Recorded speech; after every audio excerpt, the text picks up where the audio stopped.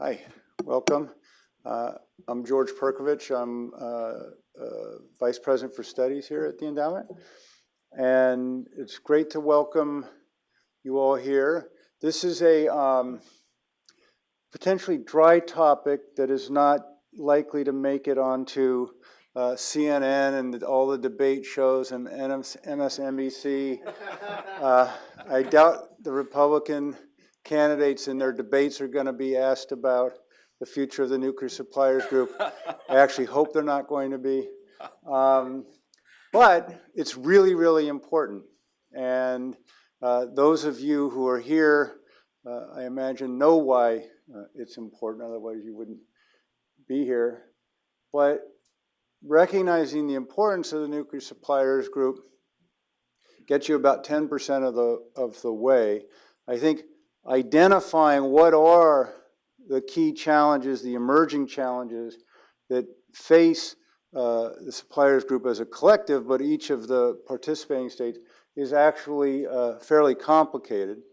And then going beyond the identification actually and the definition of the problems, just thinking through where might lie answers that can lead to progress, which would also be feasible and which also could help, where you can imagine the states internally aligning around them. That's actually very difficult as well. And so the report that we're releasing here today and that Mark's going to be talking about, I found to be one of those relatively rare publications or pieces of work that really defines an important problem and an important challenge at a given time, and does it with enough detail that the people who are really involved can appreciate it.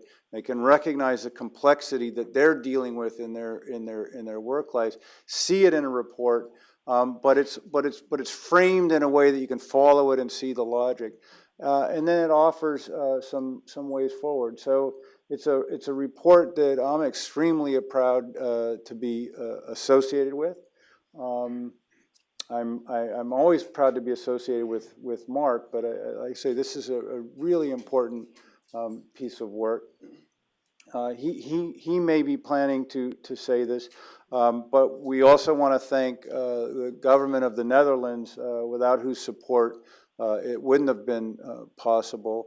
We were encouraged and facilitated in doing this work by them, and in part because they and their representative were the chair this year, and so it was in the preparation for that chairmanship that they were talking with Mark and with us about, well, what do you think the big issues are that we ought to be addressing and working on coming forward? And so that led to ultimately to this report. I don't want to be taking more of what Mark would say to you, so I'll get out of the way and turn it over to Mark. But again, thank you all for coming, and urge you to read it. I urge you to read all the things that we do, but this one I really mean is a really high quality piece of work. So thank you.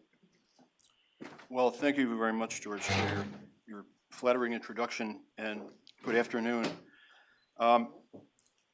As George mentioned, we were asked by the Foreign Ministry of the Netherlands to accompany them as they started and prepared for their assuming the rotating chairmanship of the NSG, which happened in June this year. Last November, Piet de Klerk, who was the DCM in the Dutch mission in New York, asked me to essentially put together a workshop for the participating governments of the NSG to drill into some pressing issues that are emerging as the nuclear trade regime evolves, in an effort to do a number of things, but primary of the things he was trying to do was to focus the attention of 46 participating governments in the NSG on issues which are very grave indeed, but are very difficult to grasp onto if you are in the group. The NSG, as many of you probably know, is primarily concerned with the day-to-day issues of controlling nuclear trade, and the members of the group very rarely think in a long-term trajectory about the future of the regime. The scope of the NSG's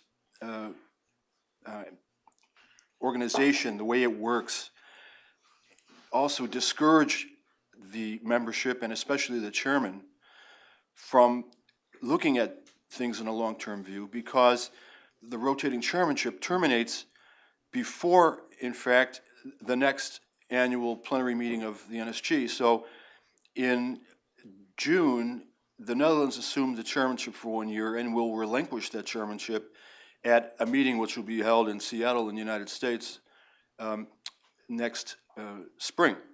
So the chair is not even in the position to continue his work for more than a year. So it's very, very difficult for the chairman to keep the momentum moving on long-term issues. It's very difficult for them to do that. And that was really the reason why the Netherlands asked us to do this. We put together a meeting for the group. We held it in Brussels in May. The May meeting was a closed meeting. We had 30 of the 46 participating governments at the meeting. That was not an easy task, because just weeks before we had the Fukushima accident, and for many of these governments, the people who were involved in the nuclear trade regime and in the NSG were already deeply involved in managing the aftermath of that accident. The month after my meeting, there was a ministerial meeting in Vienna where the same personalities were going to Vienna for that meeting. So, it was touch and go, but we managed to get 30 of the 46 members at the meeting, and that we considered to be, successful given the conditions we were operating in. The meeting, as I said, was a closed meeting.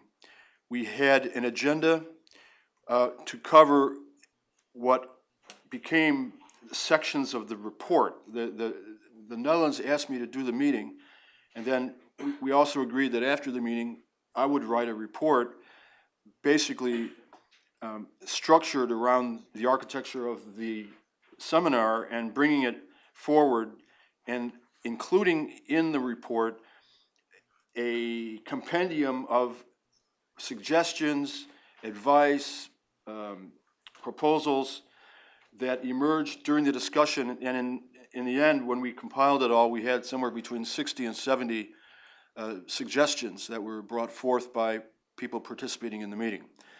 The meeting was a closed meeting.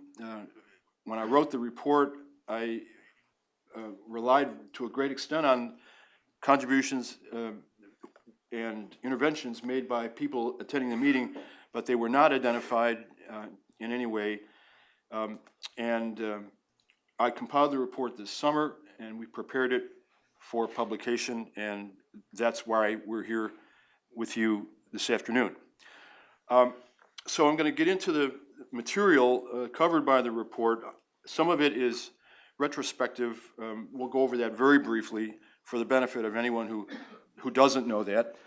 And then we'll look at what happened in the NSG over the last decade in a little more detail, and then we'll talk about the challenges that the group is facing.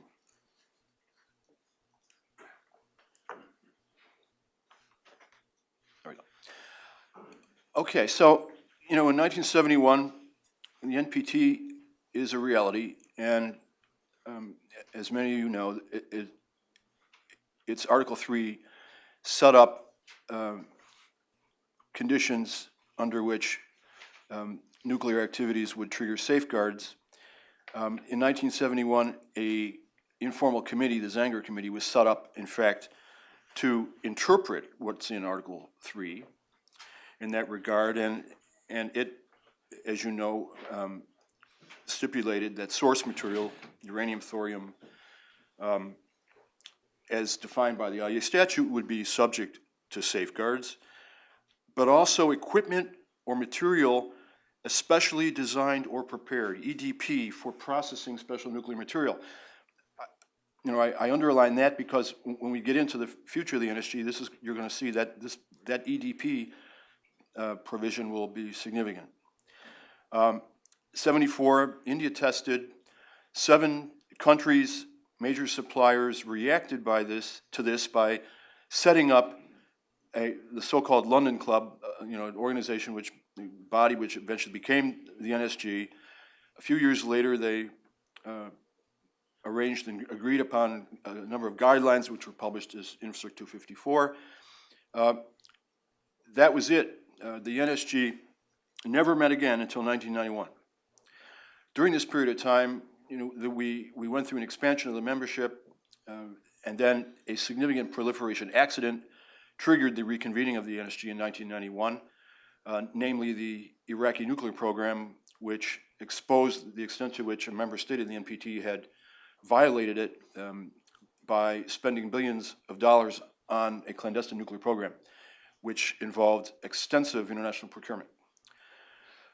So in 92, the NSG revised its guidelines and came up with a dual-use list, which was published as Part 2 of INFCIRC 254. Then they went beyond that the year after, in 1993, in establishing a requirement for full-scope safeguards as a condition of supply for states which were non-nuclear weapon states. So that was the situation, 1978, 79, then the 80s, and then the NSG revises its guidelines, establishes extra controls, and we're at the point where enter the CON network, changes in the nuclear trade regime, the globalization of the regime, changes in the international diplomacy of nuclear energy. We'll go through these issues here. Basically, the area of emerging networks, that's clear. The CON network was exposed by 2003, and it was then apparent that using a number of associates located in 30 or more countries worldwide, that they were organizing procurement for a number of clandestine nuclear programs. This was, a shock to the system. The NSG had to respond to that, and it has been preparing a response. It's been acting. The second element here is developments that took place among the NSG states themselves, the development of what Michael Crapon has called the emergence of opportunistic supply policies by member states in the NSG.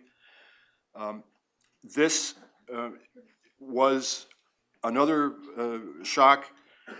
We began this experience in the late 90s when the Russians decided to export reactors to India on the basis of an agreement which preceded the full-scope safeguards provision, in which the Russians claimed this transaction was grandfathered by the agreement.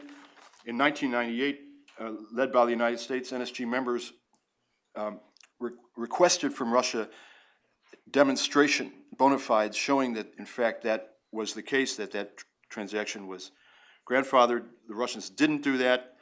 The transaction went ahead without ado. Then in 2004, the Russians raised the ante by concluding an agreement to export fuel for additional reactors that were under safeguards in India, again against the objections of the United States. That was in 2004. There were objections, and the Russians, perhaps intimidated by the strength of that response, then put that transaction on the shelf.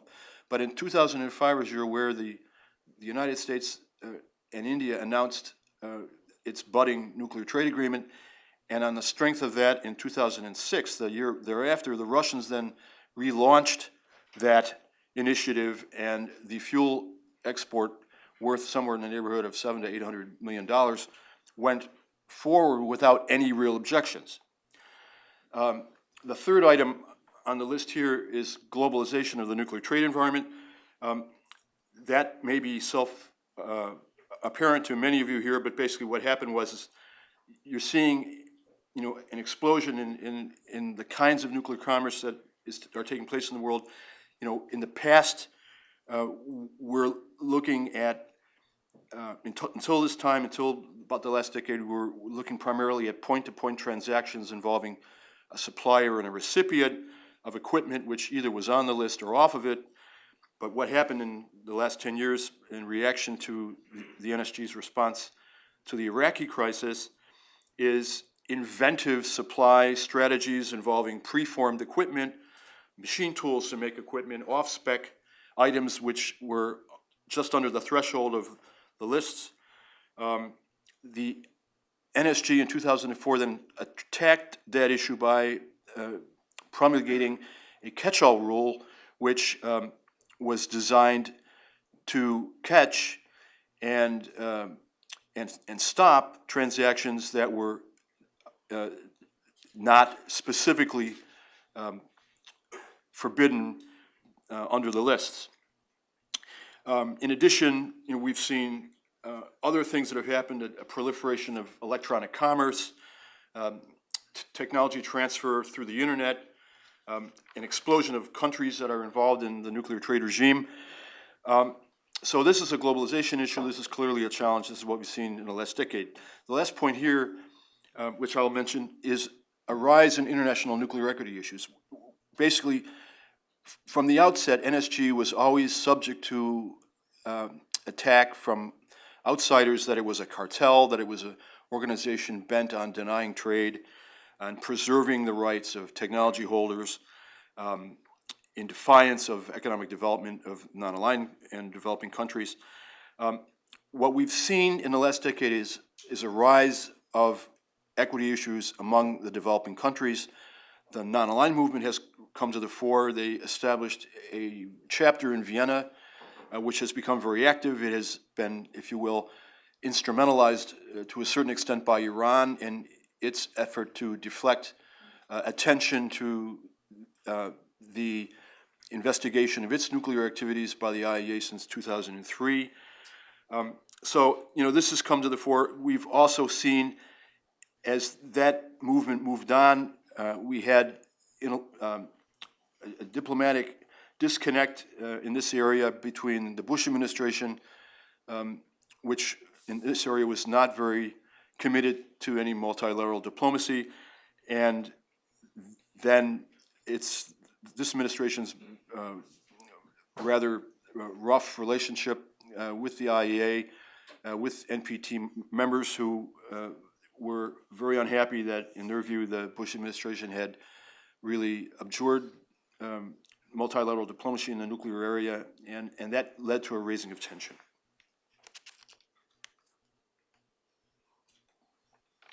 So now we're going to move on into the nitty-gritty of the problems that we're facing today. I'm going to start by talking about Pakistan and China, not because it's necessarily the biggest and most threatening issue facing the group, but because it's the issue that the NSG is going to have to solve first. The background of this is fairly straightforward. There was a Sino-Pakistan Nuclear Cooperation Agreement. Pakistan participated in that program, both in the military area and in the civilian area. China joined the NSG in 2004 after swearing off further cooperation with Pakistan's weapons program. As I said, 2005, the Indian deal is announced, and in 2006, what we see right after that is a flurry of very intense Sino-Pakistan nuclear trade diplomacy aimed at a deal that would give Pakistan additional reactors from China supplied under that previous agreement. 2008, China joined the NSG in lifting trade sanctions against India. At the same time, the watchword of the Chinese during this whole period was to have an agreement providing the lifting of sanctions which would be non-discriminatory, suggesting to most people that at some point in time, China is going to be stepping into the breach on behalf of Pakistan. And indeed, in 2010, we were able to confirm that China plans to export reactors to Pakistan under its previous agreement. In 2004, when China joined the NSG, the US and a few other countries requested from China information about what China intended to do in pursuing nuclear cooperation with Pakistan under that agreement. And the list of items that China provided did not include the supply of additional power reactors. So we're in 2010, a year ago, at the NSG meeting that was held in New Zealand, the annual meeting, and the United States took a very strong position against the grandfathering of those reactors, the reactor sale from China to Pakistan. China didn't really engage in there. They were asked about the commerce. The Chinese said, you can be assured that we will uphold our commitments and that nothing we will do will violate our obligations under the NPT or our voluntary commitments under the NSG. Last fall, however, the Chinese then informed the membership that it intended to grandfather that export. The matter was raised during the annual NSG meeting this spring. And they were asked again to comment. And the Chinese told the group that in the past, when China was in the process of negotiating an additional protocol with the IAEA, it included these reactor exports on its expanded declaration to the agency. That's interesting because that puts the NSG in a difficult position, because under the terms of the additional protocol, the IAEA is not in the position to confirm confidential information to outsiders that's provided by a member state in the process of implementing the protocol. So we don't really have any bona fides from China at this point, and the NSG members requested the Chinese during the course of this year to provide additional information. And that's where we are right now. We have a situation where China is intending to supply, and in my understanding, in Pakistan earlier this year, I had meetings with Pakistani officials who spelled out to me very clearly that this export is going ahead. The Pakistan industry and government are preparing for the export. As we speak, some construction work and excavation, pouring of concrete is ongoing for the first of the units. In China, I was informed by heavy equipment manufacturers that the manufacture of the heavy equipment for these reactors is now underway. The China issue indirectly raises a broader issue in the NPT, or in the NSG, namely the group's relationship to the NPT. As I've said, when the NSG was born, it was born after the Indian test in the interest of a number of supplier states who believed very strongly that the NPT alone would not suffice to deter the spread of nuclear weapons. And so what we've seen over time is a number of additional requirements beyond the NPT, which the NSG has included in its guidelines, if you will, increasing or deepening the bifurcation between the NSG and the NSG, the NPT and the NSG. And one of those additional requirements was, the commitment that was made of the group beginning in 1993 to require full-scope safeguards as a condition of supply. In 1995, when the NPT was extended indefinitely, that condition was hardwired into the NPT, if you will, So it set up a conundrum whereby, on the one hand, the NSG is setting forth a condition of trade which was not required by the NPT, namely FSS. But then 2 years later, in the effort to extend the treaty, double-backed and essentially wrote that requirement, that commitment into the NPT process. So they set up, if you will, kind of a double bind for the NPT and moving forward. When the NSG agreed to lift sanctions against India, the parties that wanted to do this asserted that it would be a singular exception. At the same time, the NSG's membership knows that, as I explained, since the genesis of the group, its mission goes beyond the NPT, and it aims to capture suppliers that are not in the treaty. Today, in today's world, where we've got nuclear weapon armed states, which are not part of the treaty, and which have the full gamut of nuclear technology to sell,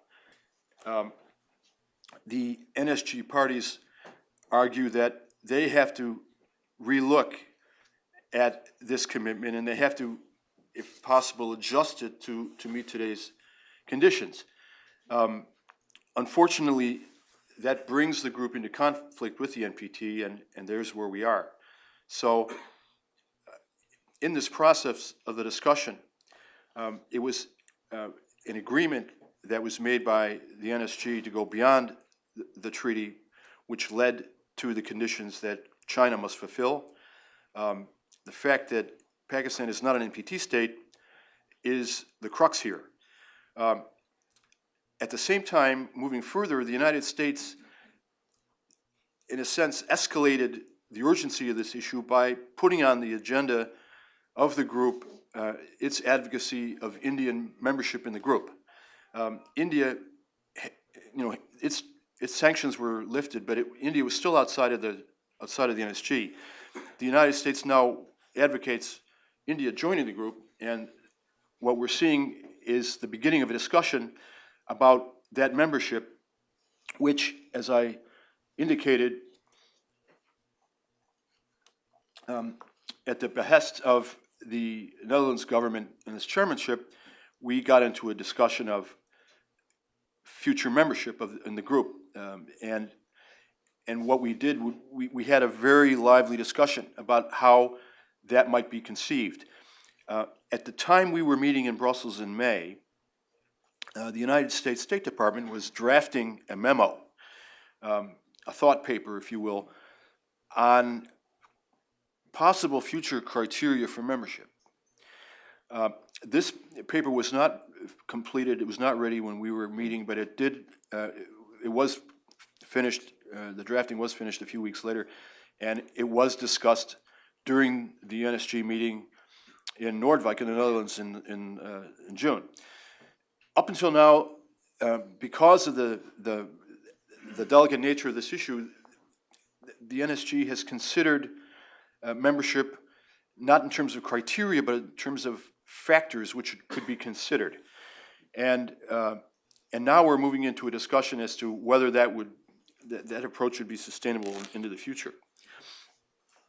During the meeting, to support the discussion we had about membership and possible criteria, in consideration of the China-Pakistan dilemma that I've outlined here, to try to bind those issues together, my colleagues George Perkovich and Tony Dalton and I drafted a thought paper of our own, which we put forth at the meeting.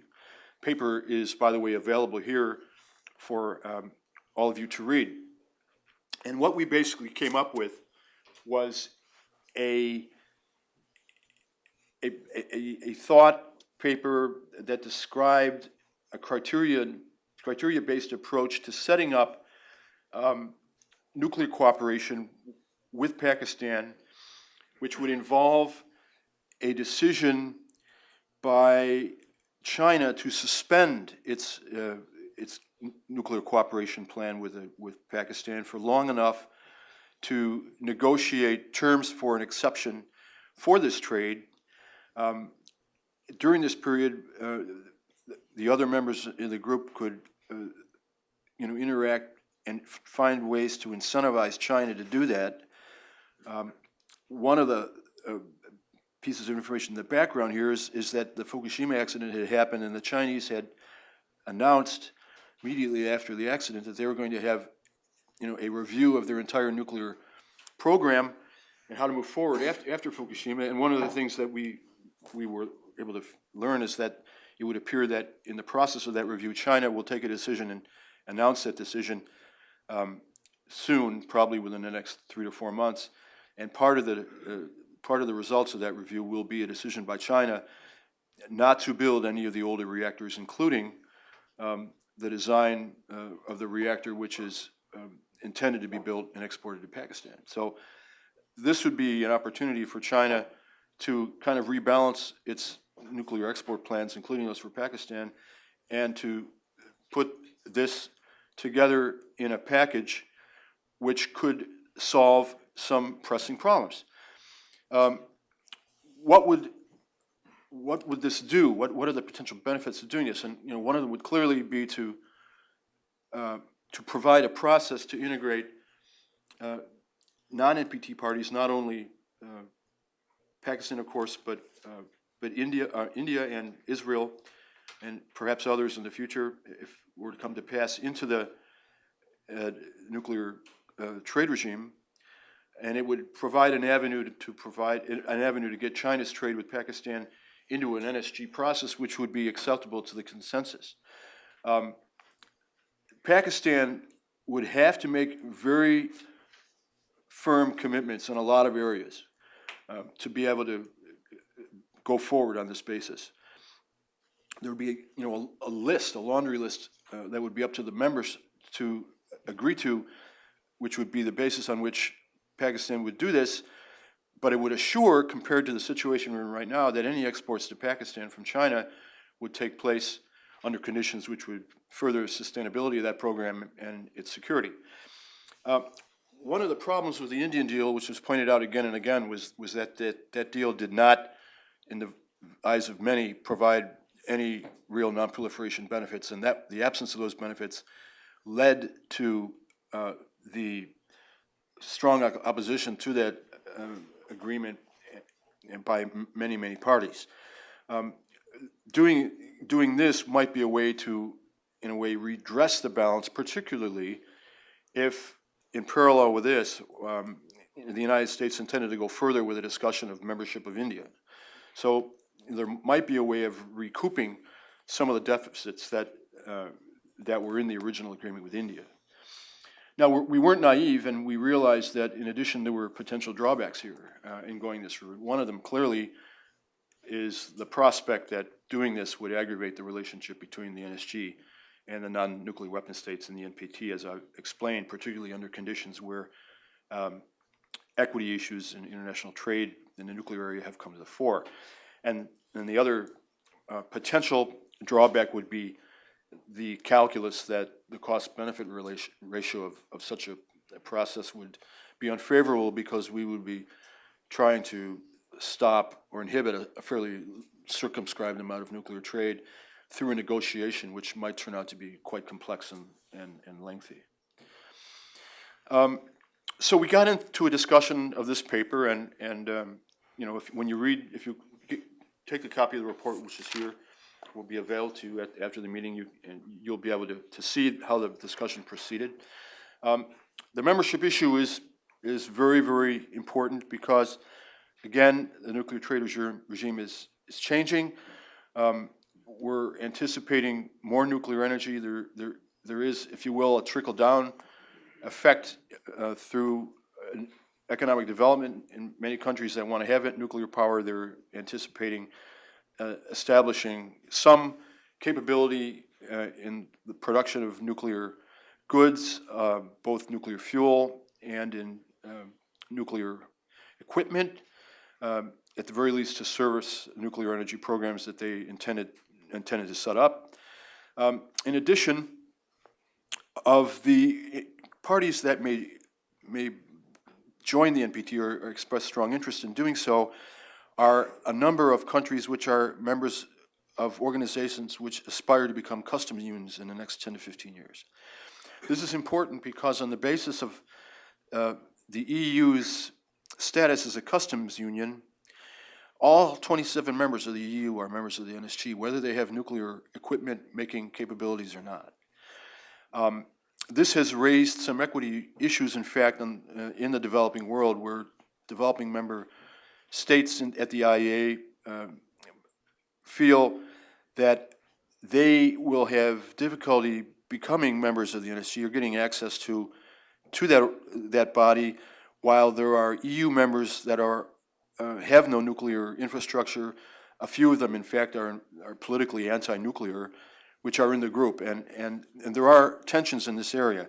So, we are anticipating in the next 15 years or so an expansion of potential members in this group, and because the NSG from the beginning has made all of its decisions on the basis of consensus, the question comes to the fore whether that consensus principle is sustainable. This is not a new discussion in the group. There was an outreach seminar that the NSG carried out in 1997, which I attended in Vienna, where a number of ideas were put forth. What we were informed during the seminar in Brussels that Carnegie held is that, to my surprise, since then there's been very little discussion of the future of the membership of the organization. It's almost as if they're anticipating a ticking time bomb where in 15 years there's going to be a number of countries that are going to be knocking at the door, and over the last 10 or so, the membership has done very little, if anything, in a structured way to anticipate that change. In our meeting, there was a discussion of this. Some people talked about setting up a two-tier membership structure where there would be a core group of countries that were decision makers, and there would be another group that would be committed to implementing the guidelines and adhering to them. But this left a very bad taste in the mouths of many of the people at the meeting. They felt that going that route would set up an extremely discriminatory situation. And the strong feeling of most of the people participating in the seminar was that if a country is adhering to the guidelines, it should have the rights to determine the guidelines that it's adhering to. So, this is still a problem. Another aspect here having to do with the membership and the decision-making of the group is the fact that in addition to being consensus-oriented, it's also voluntary. There has been a discussion about establishing a secretariat instead of a point of contact, which is an informal setup where the Japanese mission at the IEA serves as essentially an informal distributor of information and a facilitator for meetings. Most of the members in the group at the seminar felt that they didn't want to go that route. They felt most comfortable with it being voluntary, regardless of the fact that the voluntary nature leaves the group hostage to crises when, as in the case of China or in Russia, it would appear that the guidelines are being violated.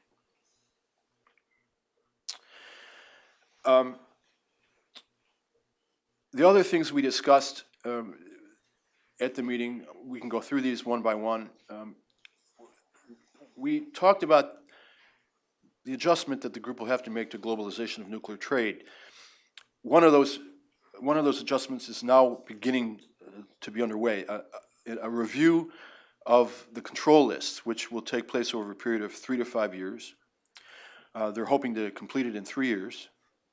And this basically takes both the trigger list items, the nuclear list from 1978 as amended, plus the trigger list, part 2, and they go through the list and try to decide what they're going to add and subtract to the list, how they're going to craft it.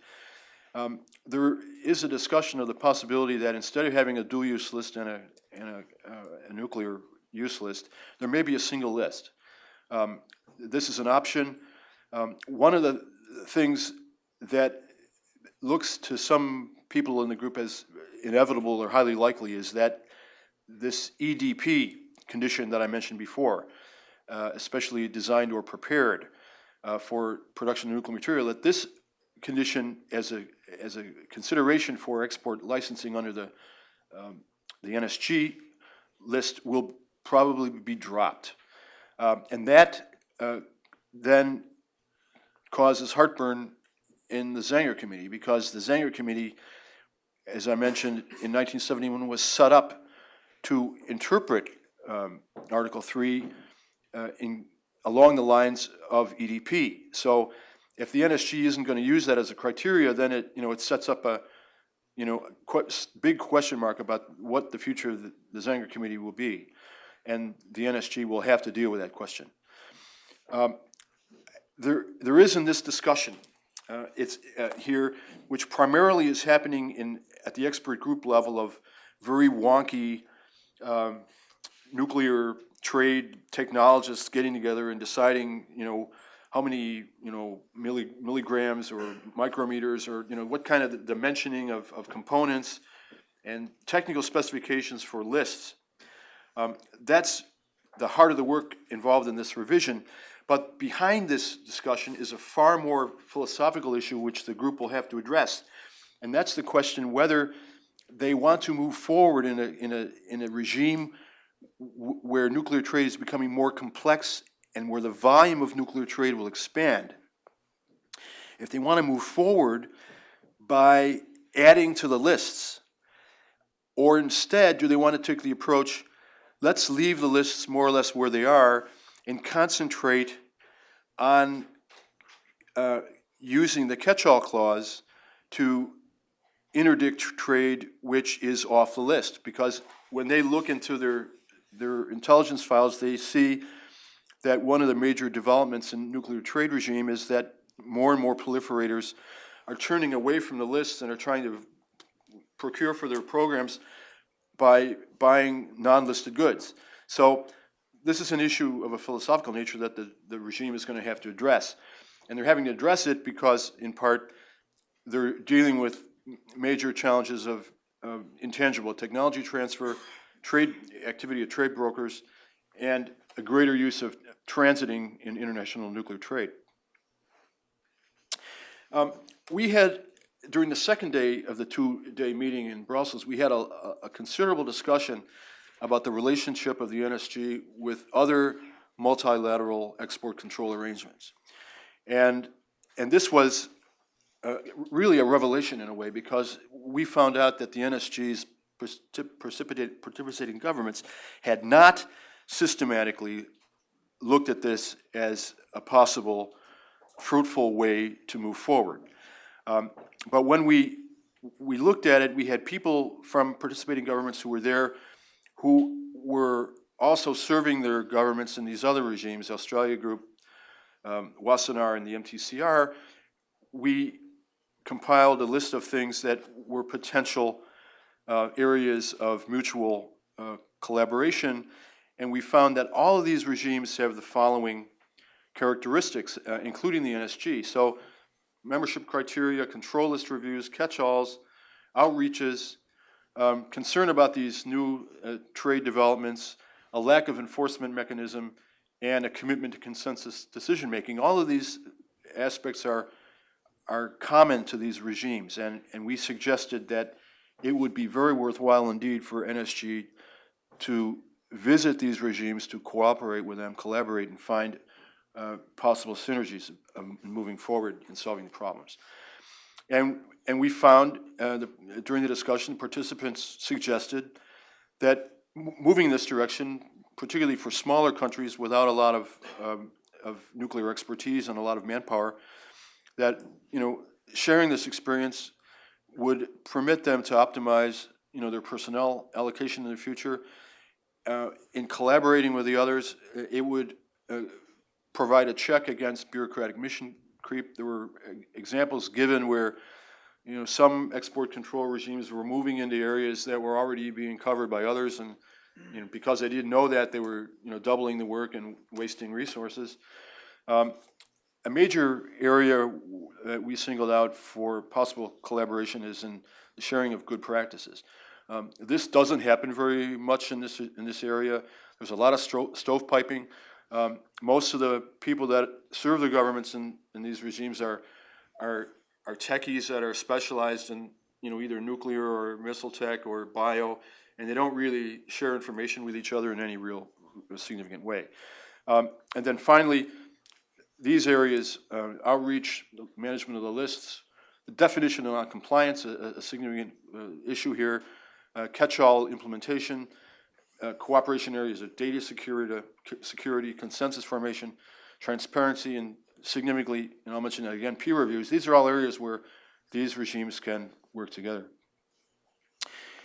One group in particular was singled out for attention.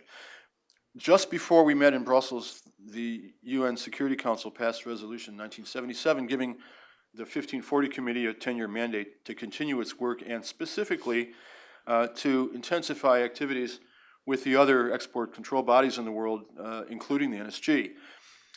So far, there's been very little contact between the NSG and the 1540 Committee.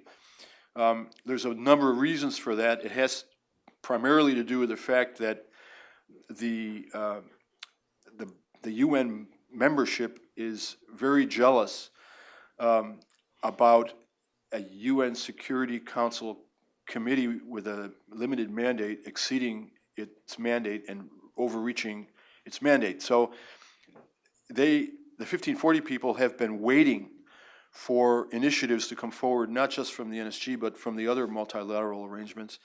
They've been very slow, in fact, in coming, and we thought in discussing this with the group that this would be one very fruitful possibility to move forward. Particularly, that's the case because the NSG does set for itself the mission of universalizing its guidelines, and this is really, in our view, an opportunity for the NSG to do that. The 1540 Committee is very willing and ready to cooperate with the group to work together to establish the NSG's guidelines as the basis for nuclear export controls in all 197 UN states. Beyond that, there are a couple of other areas that where cooperation could happen. The 1540 group has done some stellar work in the area of trade financing, and that's an area that the NSG will be deeply interested in, particularly in coming years as brokerage activities continue. There is a developing database in the committee of export control information and information on how export control systems work in all 179 countries. It should be pointed out that within the NSG itself, there's very little of that information, even among the member states, because they have been not very willing to share that information in detail with the other members of the NSG, let alone the UN membership. And here's a case where the 1540 group has a mandate to do just this. So there's another area where they could cooperate. And then, these other areas, identification of deficits in the regime, outreach activities to provide UN members effective practices in this area. And then again, as I said, the adoption of the NSG standard by the member states in the UN. We moved on in the second day to a discussion of enforcement. We had a very in-depth briefing from export control enforcers in the NSG group at the meeting, and they recommended an intensification of the participation of national enforcement bodies during the review of the lists that's ongoing, as I mentioned. They also strongly suggested that the NSG introduce a peer review process. That there is no peer review process in the NSG. Nobody knows how good the export control process in that group is. No member state has volunteered to do a peer review. In a lot of these mechanisms, there is a reluctance to mandate a peer review. What we suggested is that a few member states may on themselves volunteer to do a peer review, start a process by which a peer review could go forward, and then over a period of years perhaps normalize a peer review process. Another thing they could do is they could do a survey. The NSG could have member states survey perhaps 5% of their listed trade.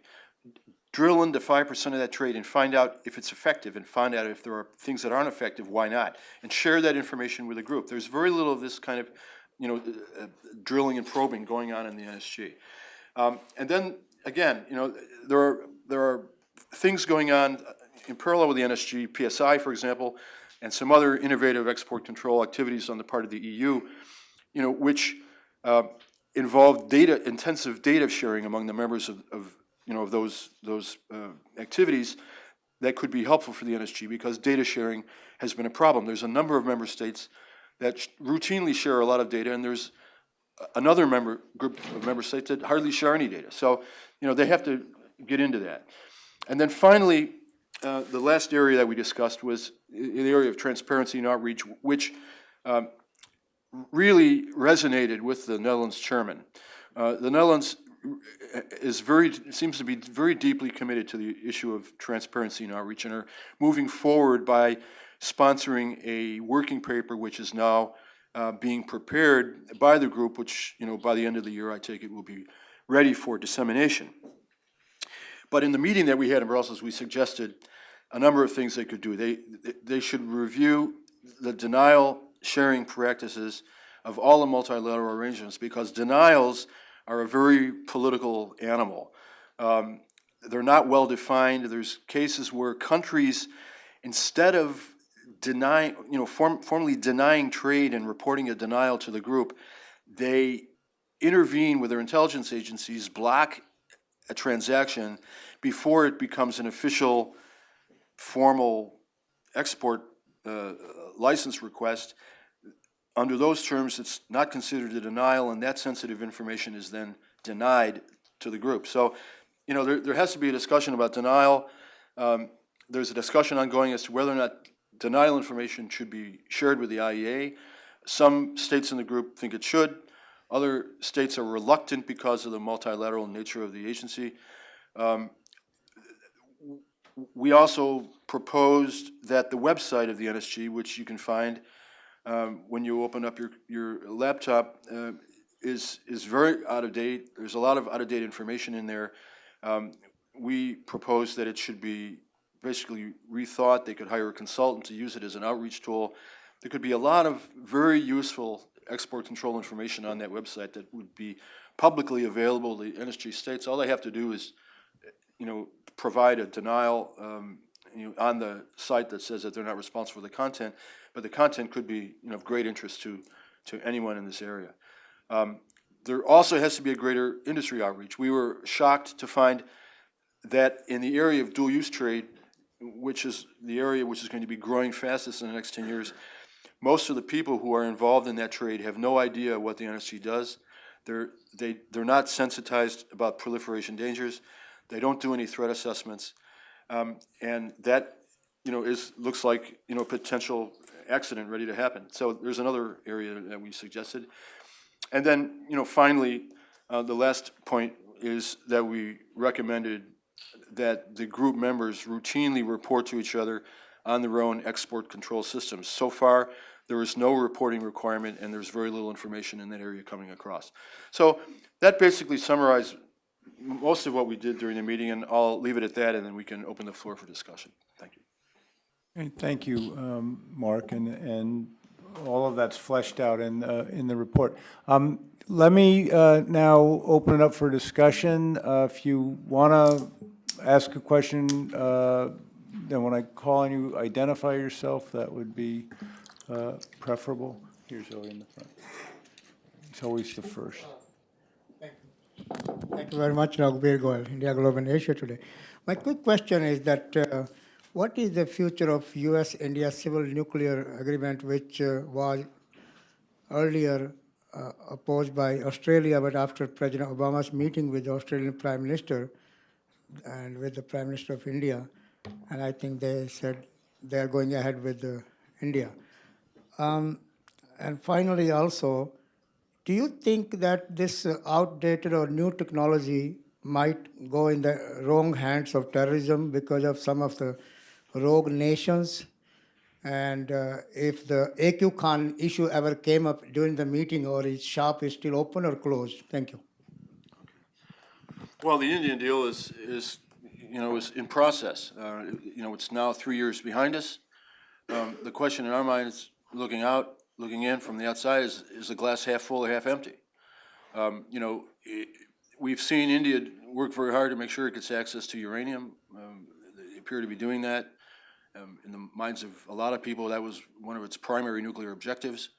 In the areas where the supplier states were primarily interested in opening a nuclear trade with India, namely the export of reactors, there's been very little progress, and I don't see any progress on that front whatsoever. There's still major contentious issues having to do with the liability situation. So one of the proponents who wanted to see the Indian deal happen, one of the things they argued was that this was going to open up a brave new world in India's civilian nuclear program, and so far that isn't happening.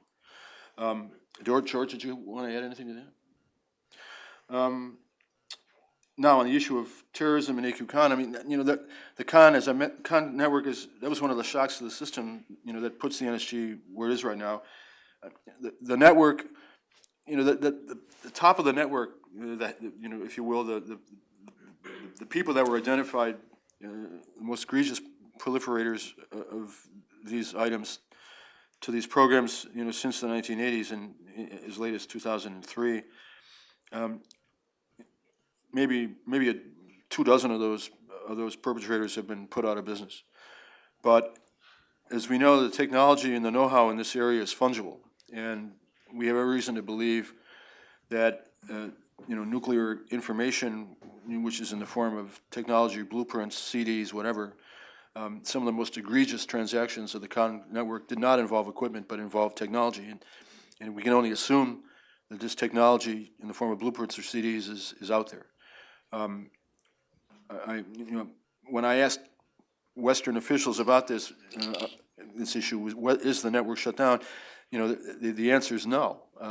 There are procurement agents out there who are affiliated with the network over many years who are still at large. And there's no reason to believe that they're not operating. If you look at the transactions that resulted in, for example, a decision by Israel to bomb that installation in Syria, I'm told that the intelligence findings behind that pointed to a very, very widespread effort by Syria to disguise procurement worldwide to permit plutonium production reactor to be built during the period after Khan was put out of business. Other questions? Yes, sir.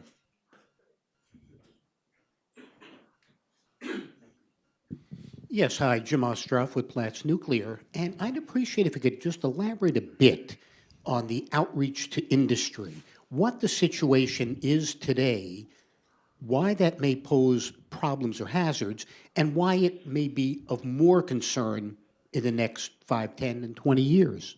Good question. Well, the question is probably several answers. One of them is there can be little doubt that the established suppliers that we know of today, the General Electrics, the Arivas, Westinghouse, Hitachi, these are companies that are highly aware of the danger of proliferation of their technology. They are already in an NSG process. They've been doing export control for decades, and they have armies of personnel that are working on this. At Ariva, during the meeting we had in Brussels, we were given some data on Ariva's growing army of personnel who are involved in this area, and Ariva's staff in the area of compliance and export controls for nuclear exports, that staff has doubled in 10 years. So, in this area, we're, in a way, kind of less concerned. The Carnegie Endowment, my colleagues George Perkovich and others have worked on a code of conduct, which includes some stipulations in this area, and these companies are on board. They want to be good citizens in this area, and they're in the loop. The problem is, as I mentioned before, primarily in the dual use area, which are basically a huge swath of small to medium-sized companies, mostly that produce equipment which can be used in nuclear programs. Most of those people are outside the system. They don't know anything about the NSG. They're not part of the export control world. And then the other part of the equation is what happens when new nuclear suppliers emerge. They will be developing their own technologies. They will be getting technologies for license from their partners in advanced nuclear programs. And there we're looking at a potential number of 15 to 20 countries over the next 15 years who could emerge as nuclear equipment suppliers. And this is the reason why the NSG has an outreach program, and is going to have to intensify that program to make sure that those people are brought into the system.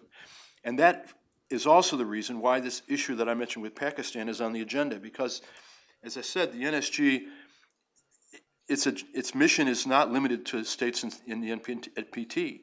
I mean, it's most concerned right now about a couple of countries that have nuclear weapons, they have nuclear fuel cycle capabilities, they have nuclear manufacturing capabilities, export procurement organizations. These countries are all outside of the NPT. So the NSG has set the goal of capturing these countries and getting them in the system, which is the reason why George, I, and Toby, put this thought paper out there to the group, because the group is looking for a way to get that threat inside of the group to capture those countries and make sure that they adhere to the guidelines. Yes, sir. We've got two, so I'll take, you go ahead and ask your question, and then Dan, and then Mark will answer both, because I just want to make sure we get all of them in time. Go, please. Narayan Lakshman of the Hindu. My question pertains to what you've said in pages 30 and 31, talking about the requirement for NPT membership before the NSG will do any trade in ENR, enrichment and reprocessing. Now, with the new regulations issued earlier this year, my question is, how does the exception, the singular exception to India, get affected by this?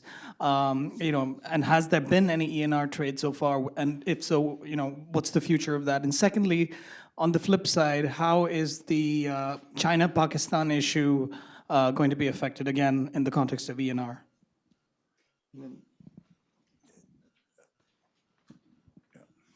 Yes, my name is Carl Lundgren from Jonah Speaks. I was wondering, what is the budget of the nuclear suppliers group, or is the main budget activity basically outside the group, basically national governments contributing their share? I'll answer that question first. I think that has a fairly simple answer. It's really the national governments that contribute and pay for their people to meet. There's an informal arrangement where the government of Japan has appropriated money to serve as a point of contact, organizing meetings, holding meetings in Vienna, and serving as a kind of informal secretariat. They have a staff which are seconded from the Foreign Ministry to do that activity, and that, of course, requires budgeting as well. But primarily the budgeting comes from the member states, and there's no independent secretariat that has a budget to control. The questions that were asked before regarding ENR, to my knowledge, since the guidelines were revised and were published as an insert document by the agency, there haven't been any ENR transfers. In fact, if you go back into the history before the guidelines were revised, there have been, extremely few ENR transfers. ENR was an issue that was subject from day one of the NSG to restraint, and the governments have in fact been very reluctant to transfer ENR.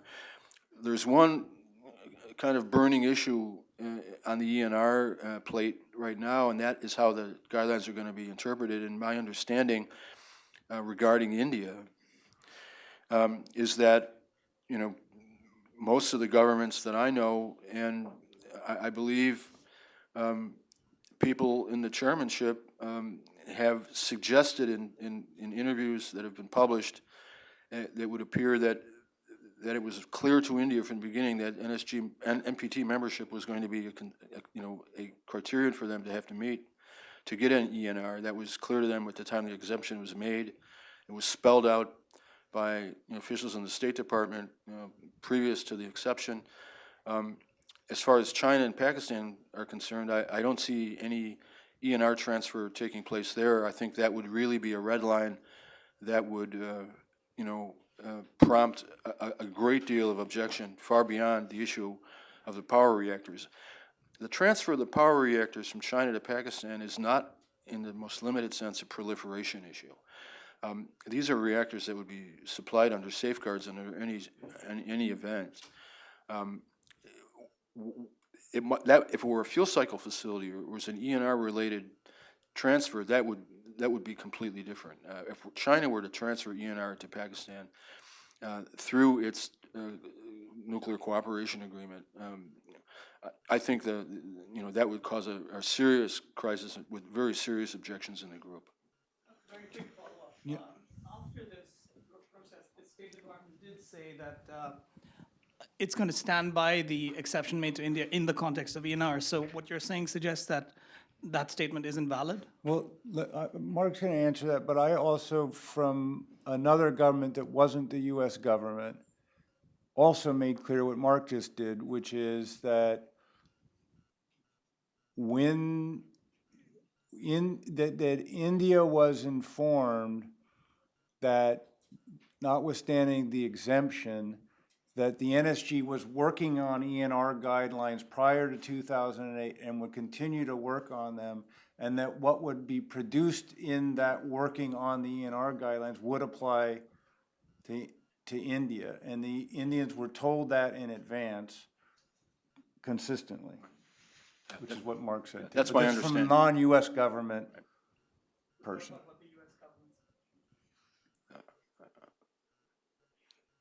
You have to, maybe after the meeting, you can show me what it is, because my understanding is that the United States government has taken the position that for India to get ENR, it has to be a member of the NPT. But the U.S. wasn't going to sell ENR to India in any case. So part of this is a sleight of hand, and it has been a discussion of this all along. India wants the rights to it, and people saying, well, we wouldn't have approved it in the first place, and so we're not going to pronounce on whether you would have the right to do it or not because we wouldn't do it in any case. So I don't know. Dan Horner, and then Ann right in front. So Dan, maybe you can pass the microphone in front of you after you're done. We'll take those two, and then the gentleman over here right by you, Zoe. Hi, Dan Horner from Arms Control Today. Hi, Mark, and thank you. I also wanted to ask about China and Pakistan. And talking to people about this, one of the rationales or thoughts I've heard is that in 2004 it actually wasn't clear what was included and what wasn't, and the implication of that was that the deal would go forward, but there'd be some agreement with China to be clear for the future, and also for any future countries when they join to be clear about what was in and what was out. I don't know if you would. First of all, have you heard that approach discussed as a way to resolve this? And secondly, is that factually correct from your understanding? Was there uncertainty at the time as to what was included and what wasn't as part of the grandfathering for China? No, I hadn't heard that before. My understanding from member states who asked that question in 2004 is that they were told clearly by China that power reactors were not on the list. What has happened, one of the things that has happened is that in 2006, because of the painful experience that they went through with Russia over the fuel deal to Terrapur and the reactor exports to KK, the member states agreed by consensus that when a country invokes the grandfather principle, that the country has to come up with bona fides to demonstrate that, in fact, that particular transaction is grandfathered. And neither in the Russian cases nor so far in the Chinese cases are we there so far. And as I say, the Chinese assertions, if I'm correctly informed, that China provided, information about this transfer back in 2004 to the IEA when it provided an expanded declaration to the agency under the protocol. It doesn't get us there either because the agency can't cough that information up to the NSG, so we're not there. One of the objections to the criterion-based approach that George, Toby, and I have come up with that has been, leveled at us over the last several months has been that this transaction won't go forward. That, why don't we just, very strong-minded non-proliferators have told me, Mark, just ignore it. You're doing more damage to the regime than if you make an issue of this. And and I don't really think that's true. I looked at this. I don't know. If there's anybody here, are there any Illinoisians in the room? If you are, you might recall that before there were Lincoln-Douglas debates, there was a prelude back in 1854 when Douglas advocated the Kansas-Nebraska Act, which would open up slavery in Kansas territory. And during a debate that he had in Springfield, Illinois, Douglas said, well, Mr. Lincoln, I know you're concerned about slavery in Kansas, but you don't have to worry about it because if we pass this act, everybody will be happy, but they won't have slavery because the climate of Kansas is not really good for slavery. Slaves will not flourish in the Kansan climate. And Abe Lincoln said,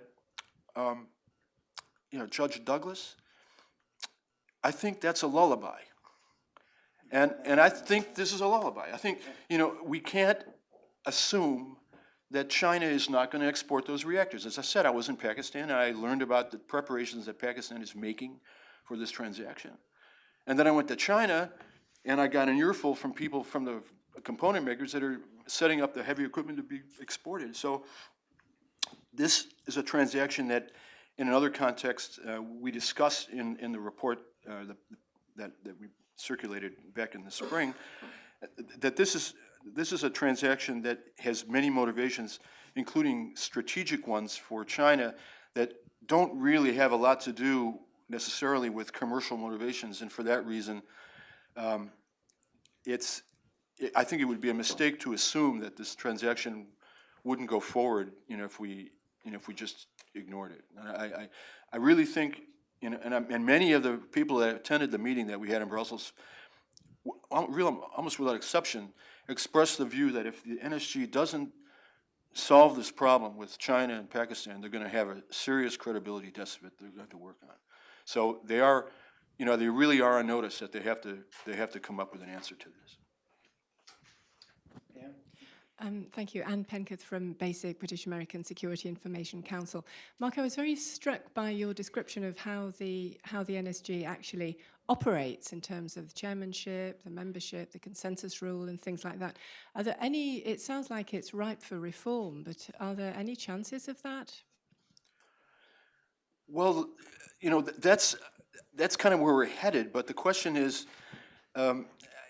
will the NSG grab what is it? Grab the horse by the tail, or whatever, and whatever. What is it? I can't. I don't know. Get moving on this and actually think about this. The impression I had, Ann, from the meeting was that the membership, the people that attend NSG meetings, the trade officials. Many of them have been in this field for many years. It's very specific and it's very wonky. You really have to know a whole lot of stuff about how nuclear export controls work. And, the longer you're in that business, the more valuable you are to your government. So many of these people have been in there for a long time. And, it's possible that longevity discourages, thinking outside of the box about moving forward. I did have that impression. So one of the questions that I have as to whether the NSG is going to be left to its own devices, where the trade bureaucrats and experts that are called in from national laboratories to confer and consult, if these people are just left to, doing business as usual under, different conditions as we outlined here, that won't be enough. That, national governments at a very senior level are going to have to intervene and think hard about this. And that's what we did. We did in the Brussels meeting, we had, I was very impressed. We had, a lot of ambassadors at that meeting. We had people at very level, heads of arms control and disarmament, non-proliferation departments and government ministries who attended it and came thousands of miles to attend this meeting. And they saw that as an opportunity to take a look at the organization that they're sending, middle-level diplomats to in parts of the world, and take a look at it from above. And I think, that's what Piet de Klerk, the Dutch NSG chairman, had in mind. He wanted a meeting where people would kind of look at the organization, from 30,000 feet and think about what's going to happen in the future. And I don't think they've quite scored the circle yet about reforming the organization. There's still a lot of resistance. A few years ago, a number of people, Mohamed Al-Baradi, a number of trade experts here in town, favored a negotiation for a global export control regime that would basically encompass all technologies. So in other words, you'd be talking about replacing, Wassenaar, MTCR, NSG, Australia Group with something which would be an international treaty and therefore be binding and be also have credibility and would not engender this acerbic debate about, cartel building and denial of trade. That is one way to go, and some people still want to do this. But when I was at the NSG meeting we held, that seemed stillborn. No one in the group seemed very interested in going that direction. So if we do move there, I'm not confident that the group members themselves would take the initiative.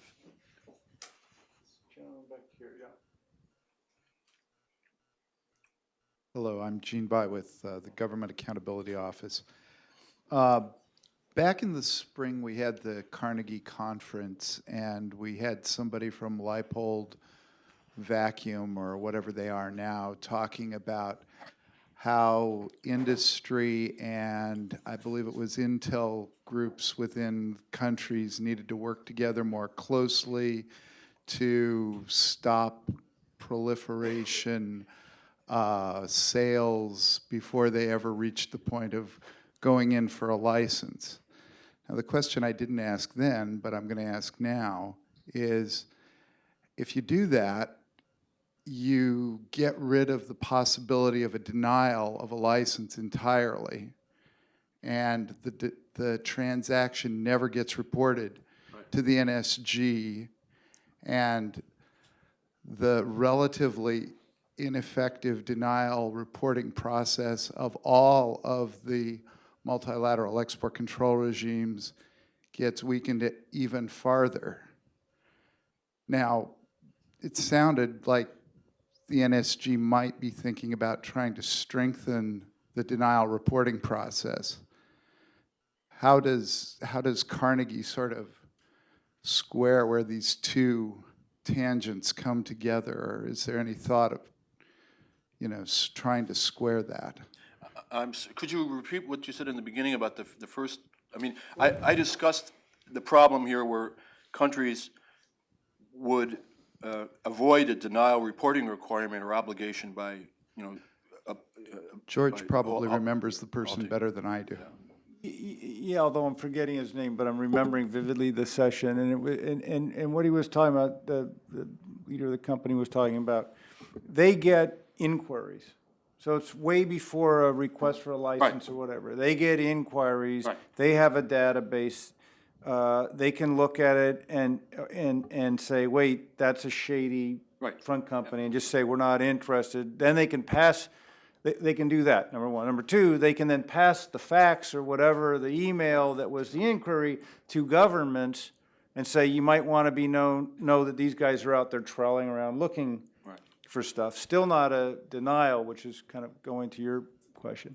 So it was then suggested that it might be beneficial to put together kind of a database or to do some more coordination by states to interact with industry to make it easier and more normative for companies to pass along when they get these kinds of dubious queries, but also to pass information back to the companies saying, you know, these are dubious actors out there if you're getting queries from them. None of which would get up to the point of the denial process, which is where the NSG and where you were coming. Is Well, that fair? Yeah, that's the same, that's just another variation of the theme that I mentioned before. That's what I thought you meant. Yeah. That requires the NSG parties, you know, thinking about making more precise what the requirement for denial is. And, you know, that's a problem because it's a consensus decision. And, you know, I don't have to mention the countries in the group that are normally least willing to supply this information. So, you know, you're going to get, you know, you're very likely you're going to get, you know, the Chinese, the Russians, you know, perhaps others. I mean, in the past, there's been a number of countries in Europe that were likewise unwilling to do that. Some surprising ones in Europe that, you know, normally are very zealous about conformance with the export control laws, but it would require all the states to agree, but they have to do this. I mean, one of the things that you'll see in the report, you know, one of the recommendations that came out of the meeting was that the chairman should convene a working group on denial, where they break it down and have a discussion moving forward over a period of maybe 1 to 2 years to come up with a working definition of what denial means. But again, we're trying to square the circle here because the consensus rule of the group gives any state the obligation or the opportunity to deny consensus. And this is just an example of the bigger problem which we pointed to during this discussion of moving from an NSG that has 46 members, most of whom are advanced nuclear countries, to a future in 2020 of maybe 60, 65, 70 members where 10 of them are non-developed countries that have, you know, other diplomatic agendas and issues with the West, where there's, you know, the possibility that we could develop, you know, political blocs within the NSG like they exist in United Nations organizations. I mean, one of the things that the membership was very worried about during the negotiation of the ENR guidelines, and the reason they wanted to handle that negotiation very, very gingerly is because they were concerned that by the simple reiteration of talking points by delegations meeting up to discuss how to go forward on the guidelines for ENR, that they would, in effect, form, you know, a group that said, yeah, we want to have more controls on ENR, and then we're going to have, you know, setting up essentially a quasi-NOM group in the NSG that says no more controls on ENR. And there were a couple of countries in the group that were, for quite a number of years, were expressing strong reservations about greater controls in this area. And, you know, the people that were guiding that negotiation were very, very nervous that could get out of control and end up in a block-like stalemate where, in the end, we had two groups that could not agree. So, you know, it's a very sensitive matter, and they have to move forward with a certain amount of care. We've come to the appointed hour of our end here, and but I want to reiterate that last point Mark was making, which is as membership may expand or as dynamics change, you run into a tension where an organization that was created to perform a function, a non-proliferation function, with the presumption that you'd want to strengthen it over time as you needed to update it, runs into the possibility now of members or potential members actually having the purpose of weakening the controls. And so what used to be a unified kind of purpose, at least, and you could differ on the details, you may get, there's a risk of having a fundamental kind of clash in purposes in the membership. but also with consensus rules. And so that has big implications. Let me thank all of you for your patience and your great attention and questions, and then ask you to join me in thanking Mark for this report, which I hope you'll have the time and occasion to read. Thanks very much.